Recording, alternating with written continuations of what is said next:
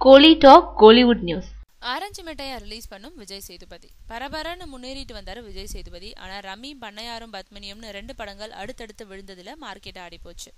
இப்போ வன்மம், இடம்பொருள் ஏவல், ஆரஞ்சு மிட்டாய், மெல்லிசை, புறம்போக்கு, நானும் ரவுடிதான்னு பல படங்கள்ல நடிச்சிட்டு இருக்காரு. இதுல சில முற்றாக முடிஞ்சு ரிலீஸுக்கு தயாராகி இருக்கு. ஆரஞ்சு மிட்டாய் அவரோட சொந்த படம் வேற.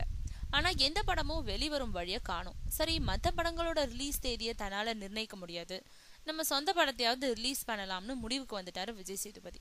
நவம்பர் கடைசியில இசை வெளியீடு, டிசம்பர்ல படம் ரிலீஸ்னு பிளான் செஞ்சு அதுக்கான வேலைகளையும் இறங்கி இருக்கிறதா தெரியுது. வயதான தளர்வான தோற்றத்துல இந்த படத்துல நடிச்சிருக்காரு விஜய் சேதுபதி. திரைக்கதையோட பலம் படத்தை பெருசா பேச வைக்கும்னு நம்புறாங்க. இந்த படத்துக்கு வசனம் எழுதியவரும் விஜய் சேதுபதி தான்ன்றது கூடுதல் தகவல்.